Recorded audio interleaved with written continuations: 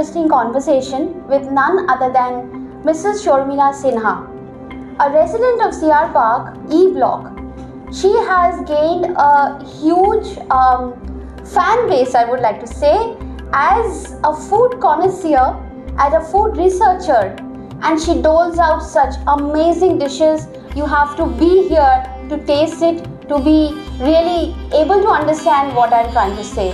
So here I am with her today at a special lunch at her residence, and I can't wait for you guys to actually see what we are going to dive into. But before that, we'll spend a few minutes and trying to understand from Sharmila Di how she became a food researcher and a food connoisseur. So welcome Sharmila Di. Thank you, Jaya. Thank you for coming over. And as you said, how I became, I would say the first thing when I came to, started to cook actually, then I realized, and interacting with my helps, I realized the kind of knowledge that they have about food, if we were not to keep it, if our cooks didn't know how to cook lau shag or kochu bata or something like that, we will not be able to eat. We will have to probably survive on Maggie and things like that. Seriously. So this is one of the reasons, you could say, that prodded me to get into talking about food to people, researching about food, and making the connect between climate and cuisine. Right. So that is what culture, climate and cuisine.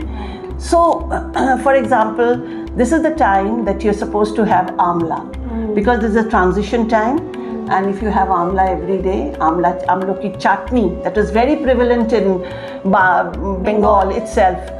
The murabba and all came from this side, but we have in Bengal, it's very much prevalent. We would put it on the shil noda and put a little bit of greens, green chili, or even herbs, other herbs, and make it.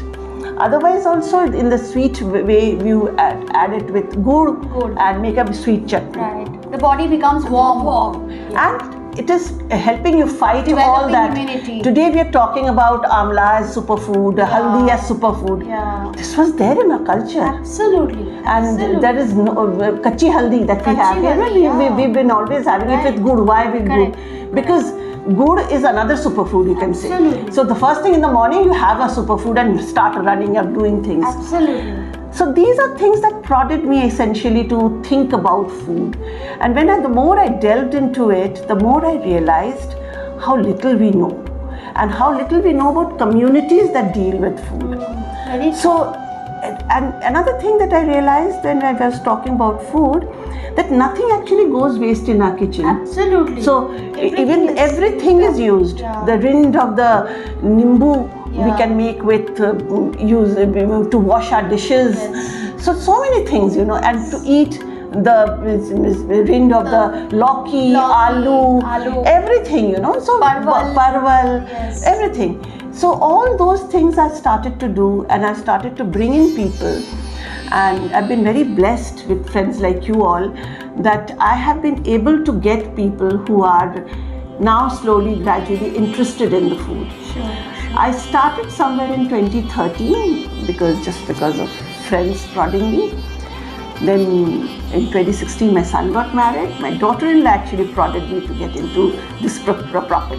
So Subhadra, she gave me the name, she put it up on the Facebook, everything, and that's how Luchee was born. That's how Luchee was born. So Luchee is a brand name, guys, where Luchee Food Story. Luchee Food Story is the brand name where Sharmila Di basically hosts lunches and meals and dinners, and she has a very special story to tell at every meal and every gathering, and that's the speciality which she brings to the table. And today also we are here today celebrating Shubha Vijaya, which is the aftermath of Durga Puja, where it is said that Ma Durga merges into us. So it is a very special time when we greet each other, we touch the feet of elders, and we hug our contemporaries and our similar age group people, so that because we want to take each other's blessings. We want to wish each other and wish everybody well. So this is going to be the special lunch that Sharmila is hosting for all of us today. So Sharmila, tell me, what is it that concerns you about food today? Because we see a lot of depleting recipes, depleting dishes that we don't get to see what our grandmothers used to rustle up for us, from those small little kitchens and those coal ovens that they used to cook food in. So I feel that we are losing out on a lot of food, lot of recipes, lot of knowledge. So what do you think, how can we keep them with us, and how can we revive those unique recipes and those food stories? How can we keep them with us? What is it that you feel we should be able to do? Number one, I would say there are a few things I've done. Number one, go to the local market and buy. That is something. I'm not saying don't go to online or not. That is your choice. But I personally like to go fetch my stuff myself. I like to touch and feel and get the best of the things. That's why my menu, when I say it is a tentative menu. What if I don't get a good lauki? I will not make a good lauki sabzi. Right. Example, giving you an example for absolutely. that. So first is go to the market, interact with your vegetable seller. The vegetable seller himself will give you a lot of tips. True. Trust me, when you go to the market number 2 or market number 1, they will tell you this fish, take this fish, you cook like this. Yes. So this is one, definitely. Respect your helps, because they have a huge number of knowledge. Yes. Huge knowledge, and they know a lot more about food. That's true. And prod them to keep on asking them what did they eat when they were growing up. Go back to your grandmothers and mothers and ask them what cuisines do you miss? What is your first memory of food? Think about that. So these are things. For example, today I've made chalta chutney. Chalta is elephant apple. Cutting a chalta is quite a task. But my helps do it. I also learn from them.